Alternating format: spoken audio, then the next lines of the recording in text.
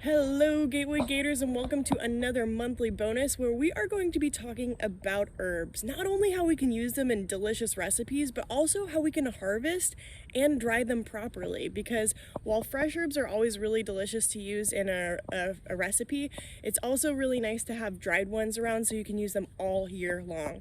Now, we're tuning in from the Gatewood Garden where we have quite a few herbs going. While it's not the best time of the year to harvest herbs in the winter, we still can because as you can see, we've got some oregano growing. Our rosemary is really healthy and lush, as well as our thyme. So I'm going to show you how we can cut it and lay it out and dry it nicely. To help me out, I have just a standard pair of scissors. If you have clippers at home that you can use in your garden, that's also another thing that can be helpful. And I also have just a little cardboard box to lay out my herbs in. You don't have to worry too much about hurting oregano because it grows back really well, but I'm still just going to take a few different stems off of it. So I have these nice little branches and I am going to just plop them in the box with the rest of them. Following that, I am going to cut some rosemary. I'm just going to cut these stems low down. Sometimes I've noticed when it comes to rosemary, because the branches are pretty thick, it's easier just to snap a little branch off with your hands. And I'm just going to grab a few of these because we don't need too much. Just shaking off any excess moisture that there is and putting them in the box.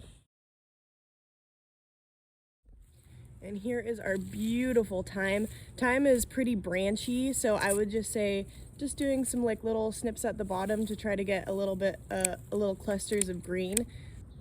A little cluster like that. And I'm going to put it back in the box. So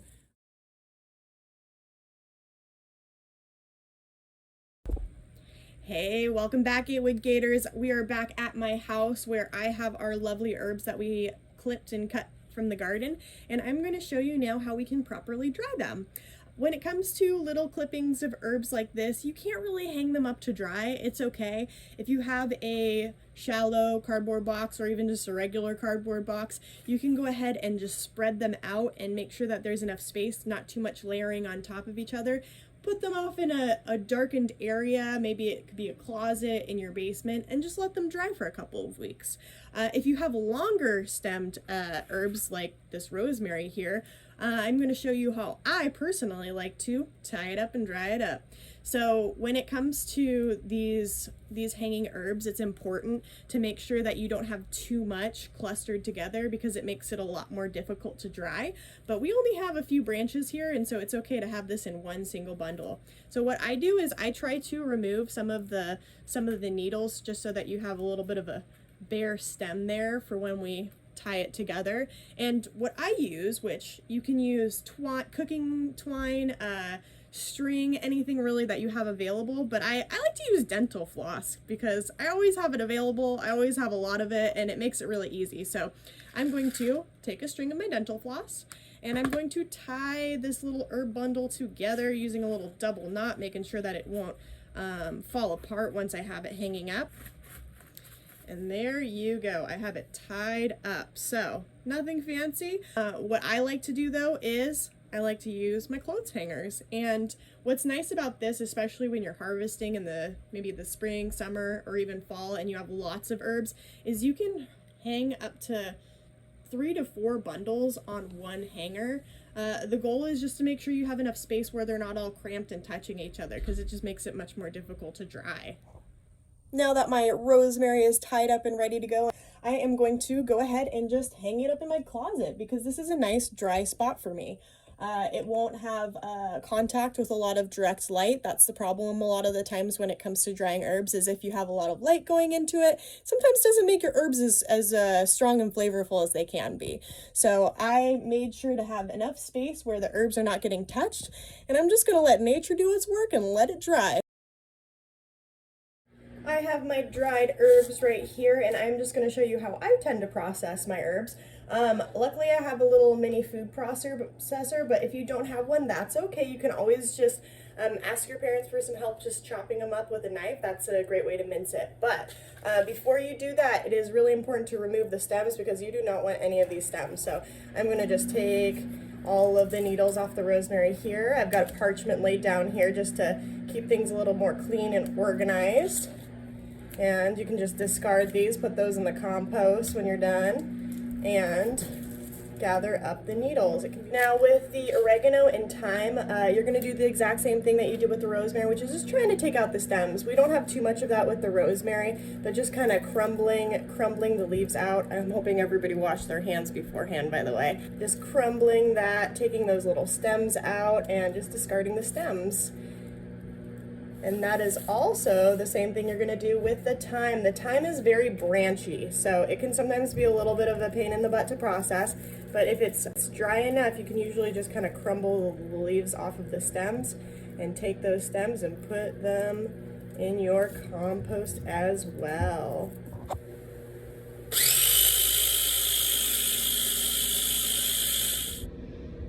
Ooh, here is the final result, a beautiful blend of dried oregano, thyme, and rosemary to be used for our pizza spices. I'm going to bag these up to share, but if you are going to be storing them for later use, I recommend just grabbing a jar. It doesn't have to be a fancy jar, just something that seals, and putting it in your shelf in a nice dark, dry area for future use.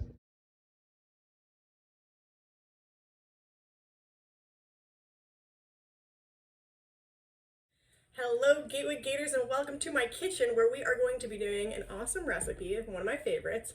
It is a garlic herb flatbread, and it's a really fun recipe because you get to get your hands dirty.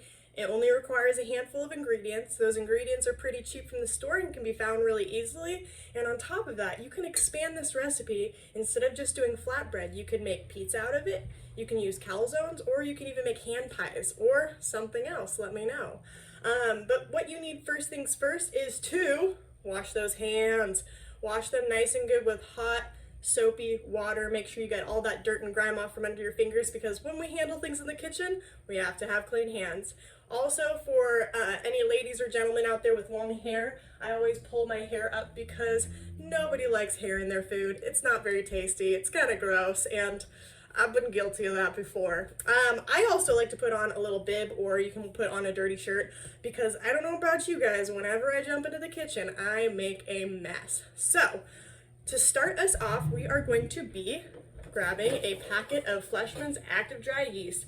It doesn't have to be Fleischmann's, it could be any brand that's available at your local store. You'll find it in the baking aisle, it's usually on the top rack. And you are going to open it up and pour it in a bowl. You got a bowl right here. You are also going to be adding a tablespoon of sugar and 1 cup of warm water. And I'm going to pour that in, give it a little stir, and then I'm going to let it rest for about 5 minutes and wait until it bubbles up.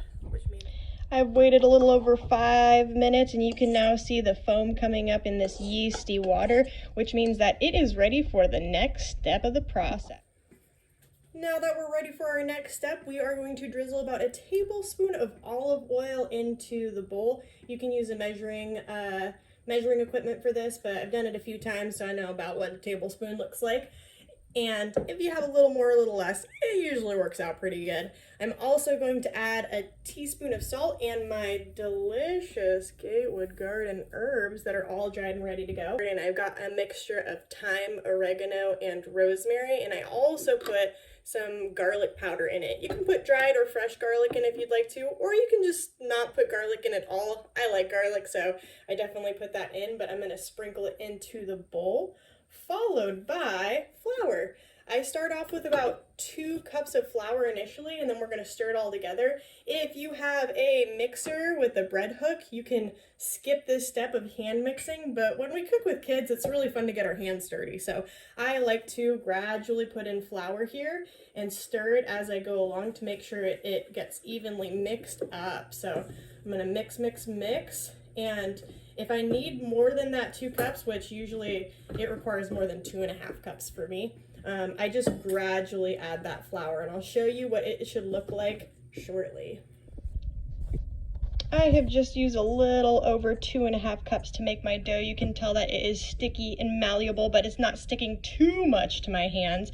That's where your dough should be. I hope you threw away the spoon and were able to get your hands all dirty and mull it around, do some nice kneading. You can take it out onto your counter using a little bit of flour in order to be able to really knead it to a nice little ball. When you are done with this process, you can either flatten it out and get it ready right away to put in the oven, or you can let it rise. I highly recommend you let it rise just because it'll make your dough a little bit fluffier and not quite as chewy. So I use a can of, this is just olive oil spray, but you can use any kind of pan. I spray a bowl. I pull out the dough into that bowl, and then I cover it with a warm, wet dishcloth. Let's see how much this dough rose. Wow, look at it. That is when you know that the yeast is working. All right, Gators, I made sure to wash my hands before I jumped into this beautiful dough. I am going to be taking it out and putting it on the counter to roll up for our flatbread. First things first, dough is sticky, as you can tell, so it is always good to make sure you have a well-floured surface. This is kind of the fun part where you get to make a little bit of a mess. Making sure your parents are around, though, to help you. I am just going to start pushing it out using both of my hands to try to make kind of an even flat piece, and then I am going to do a nice job well-flouring my rolling pin so that it doesn't stick, and just rolling my dough out to the best of my ability. Just trying to make sure that there's no excess bubbles or holes in it, and that it's all evenly well-rounded. And you know, you can have this as a thin piece of dough or on the thicker side. It really depends on what you want to make, but have fun with it. Enjoy yourself. This is kind of where you get to be creative and get your hands dirty. So I'm feeling pretty good about my dough right now. It's probably maybe a 1/4 inch thick, and I'm going to gently lay it down on a baking sheet. I have a lined baking sheet. You can use a pizza stone. You could use, you know, a glass casserole dish if you really don't have any baking sheets around. You can be pretty flexible with it. And once I have that laid out here, I am just going to drizzle a little bit of olive oil. If you don't have olive oil, that's okay. You can always use other oil. But I'm just going to drizzle a little bit of olive oil here. If you have a fancy brush, you can brush it on. For me, I just like getting my hands dirty, so I'm just going to blend that oil in nicely, followed by a little sprinkle of salt. I always like to have like that little nice salty bite, so just a little sprinkle of salt on the top, and now it's ready to go. All right, I have had my dough in the oven for 14 minutes, 7 minutes on each side, and it is ready to be sliced and eaten. I can't wait to dig into these. Delicious.